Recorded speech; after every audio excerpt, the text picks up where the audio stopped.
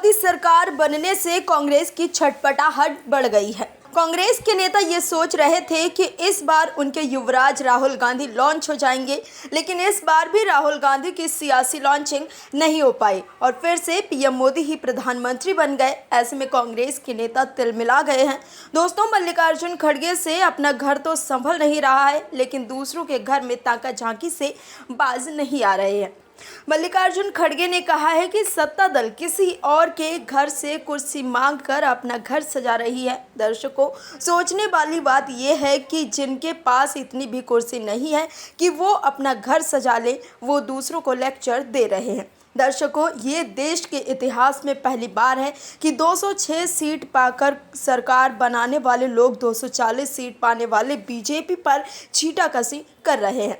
जो आज दूसरों को राजनीतिक नैतिकता का पाठ पढ़ा रहे हैं, वो सत्ता लोलुपता में कितने अंधे रहे हैं, किसी से छुपा नहीं है। उन्हें तो हर हाल में सत्ता बनाने से ही मतलब रहता था। आखिर क्या कुछ कहा कांग्रेस अध्यक्ष मल्लिकार्जुन खड़गे ने, बताते हैं आपको इस रिपोर्ट में।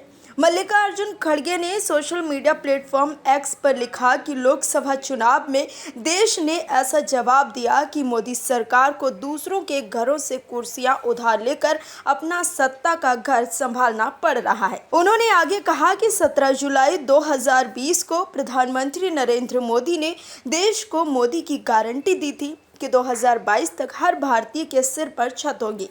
ये गारंटी तो खोखली निकली। खड़गे ने कहा कि अब 3 करोड़ आवास देने का ढिंढोरा ऐसे पीट रहे हैं जैसे पिछली गारंटी पूरी कर ली हो।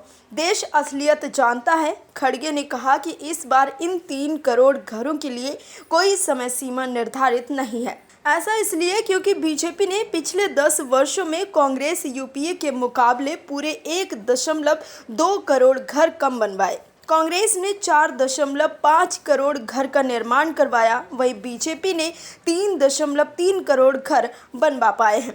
खड़गे ने दावा किया कि पीएम मोदी की आवास योजना में 49 लाख शहरी आवास यानी 60% घरों का अधिकांश पैसा जनता ने अपनी जेब से भरा।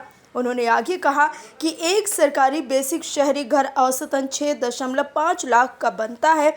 इनमें केंद्र सरकार केवल 1.5 लाख देती है। इसमें 40% योगदान राज्यों और नागरिकता का भी होता है।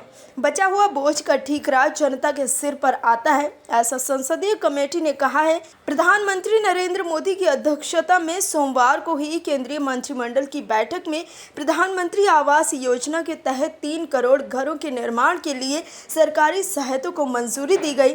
दर्शकों, कांग्रेस से अपना घर संभल नहीं रहा है, लेकिन वो दूसरों के घरों में ताका झांकी जरूर कर रही है। कांग्रेस लगातार तीसरी बार 100 के भीतर ही सिमट गई है। देश के ओल्ड ग्रैंड पार्टी का बुरा हाल हो गया है। तमाम राजनीतिक और आपसी मतभेद भुलाकर कांग्रेस इस बार सत्ता पाने के लिए क्षेत्रीय दलों की पिछलग्गू भी बनी, लेकिन कोई फायदा नहीं हुआ है। Bureau report, OMH news. और भी वीडियोस देखने के लिए चैनल को सब्सक्राइब करें और बेल आइकन को दबाएं।